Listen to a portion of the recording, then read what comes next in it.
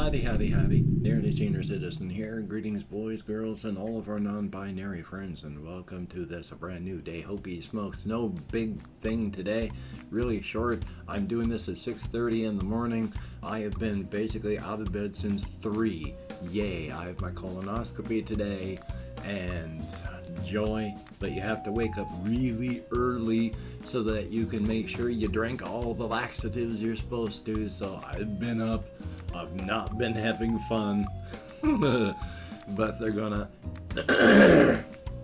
push them tubes up my backside and take a look at what my lower intestine looks like, and hopefully it's gonna be good, because the last few times it's been really, really bad. So here's hoping things work out. I'm not trying for sympathy, I'm just letting everyone know. So thumbs up on that. Now, because I am one that really needs routine and habit in their life, whenever their routine and habit is broken, everything is broken. I've been anxious and nervous all day yesterday. I am anxious and nervous now, and there's nothing to be anxious and nervous about. But my routine is broken. My habit is broken. I can't do the things that I would normally do. I'm just all thrown out of whack. Yay. One thing I did do yesterday, though, and I want to talk about this one, is I did go out walkies early because I needed to get some extra stuff. I have had to spend so much money on things that I can't afford to spend money on this month. It's absolutely insane. So yay on that. But while I was out walkies, I was just thinking, well, there needs to be a bit more like on the razor's edge with this whole inside-outside creative writing, world-building fiction setting that I've been working on, and the whole overarching story. So I just started thinking, well, let's just think of another small town. What would another small town on the razor's edge be like? And so it's like, I thought, well, what if there's just a little place called Abernathy? So there's a little town called Abernathy. Well, what would Abernathy be doing? Well, Abernathy is a little town then that's right close to the edge of the razor's edge and the inside. So they're still on the razor's edge, but they're pretty close to the inside and the crossroads. So the Crimson Kingdom has been expanding, doing stuff. They're trying to expand, to repeat myself. And so they have a contract with the Crimson Kingdom. They grow food. Now, it's nothing major. A lot of little places do that. They grow food, they make contracts, they sell. They've got guaranteed buyers. It's a good thing, helps you survive. So that's what they're doing, growing all sorts of crops. And so I started thinking on further things. It's like, well, what happens in the U.S.? Guys started thinking about, the great cornfields.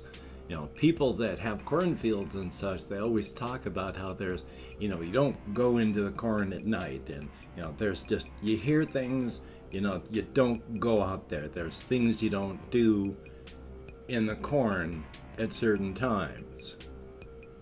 And so I was thinking about that, and it's like, well, how do you incorporate something like that in there? It's like, oh, okay, well, all right then. These people are growing crops, domesticated crops, and let's say, the corn, just to throw it out there, they hit a critical mass of corn, and they awaken something ancient and old. So let's think about that for a moment. Ancient and old. Everything always says when they're demonic and stuff, it's like, why have you awoken me? Or, you've woken me from my slumber. It's like, well, why would these things be sleeping? What are they sleeping for? Well, what would this being be sleeping for if they were sleeping? Well, what if, as an ancient being, they're just tired? They're tired. They've done it all. There's nothing left they haven't done. And not in a, I haven't flown in a helicopter, or I haven't written a book, but just as a powerful being, but still more focused on the things that they do, they like to hunt and kill and eat. And for a long time, tens of thousands of years, that's what they did. But now, there's no pleasure left in it. So I figured in one of these little situations where characters talk much more eloquently and clearly about issues, much more than they would in the real world, and usually more than you would hear in another story, just so they can get themselves clearly their point made. And so I figure in that sort of vein, there is an over-expository meeting between like a 14-year-old girl who, hearing the sounds of killing and eating out in the night, is taking refuge in a barn. And that's where the being comes to speak with her. Because of everybody that's there, she's one in a million. She's one of those that's not just like a normal person. On the inside, it's very rare for any just normal person to have any extra ability. Most people are just people. On the outside here, of course, everything is flat and dull. We have none of that stuff.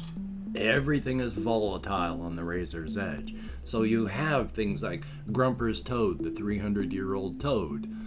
You have like Speleodoncus Ray, 400 years old, driving around on his Speleodoncus out there on the razor's edge. You have things that happen like that because there's one in a million where somebody with that combination of themselves and the world, they're more than anyone else. And she's one of those. Now, the being that just wants to sleep, it just really wants to sleep, as it tells this girl, they just want to rest. They just want to sleep. They want to sleep their deep sleep. They want to dream their slow dreams until finally they fade out into oblivion.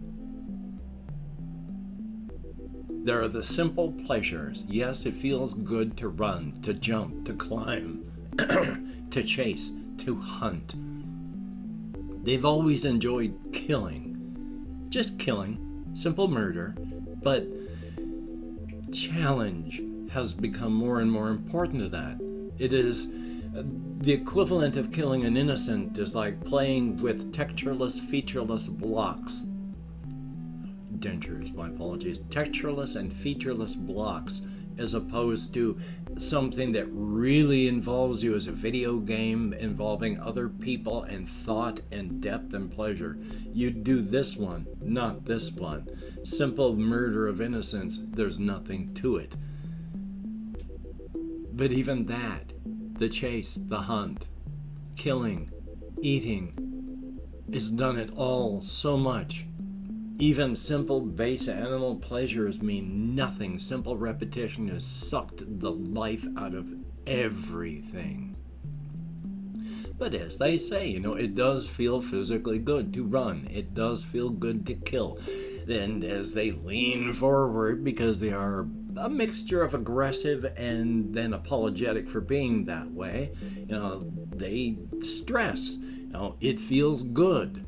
I have eaten over the past hour 12 adult human beings. It feels good to have my belly full of 1,000 pounds of undigested human meat. But all the pleasure has been sucked out of it by sheer repetition. They're just tired. And they don't know why or how, but somehow they have gotten wrapped into, if they get awoken, there are a certain number of individuals within a certain radius of them that they have to kill and eat before they can sleep again. They don't know how or why.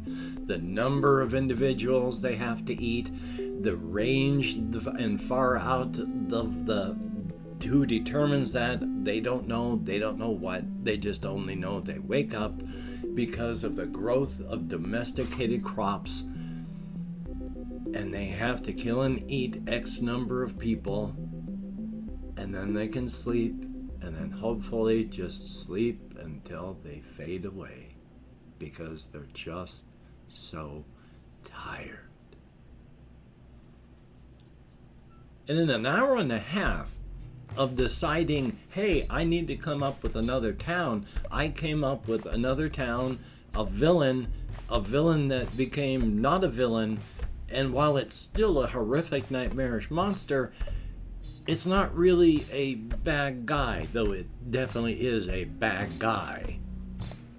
It has killed and eaten so many through its tens of thousands of years of existence, but now it just wants to sleep, and it doesn't really take any pleasure in the killing and the eating anymore. It's just something it has to do so it can sleep. And while I'm not saying that's an incredible feat of creativity, and I'm not saying it's even any good or if it's, not trite and all that, I'm just saying when you're on a roll, whether or not you're doing something good or something bad, if you're on a roll, stuff can just fall into place, and that fell into place. Hour and a half, and I had an entire character arc for that thing just after deciding, hey, I need to have a new town. It's after you're done, that's when you do the editing. That's when you decide, oh, my kitty's making noise. That's when you decide whether or not you're going to keep, or what you have to break off, and how much you have to sand, and how much you have to change what you came up with into something that's actually something that works. But I've still got stuff to do, so I'm going to try and do another video when I come back from my colonoscopy. But until then, you take care. Have a great day today. I will see you on the flip side, and that is, well, quite frankly, a very good thing.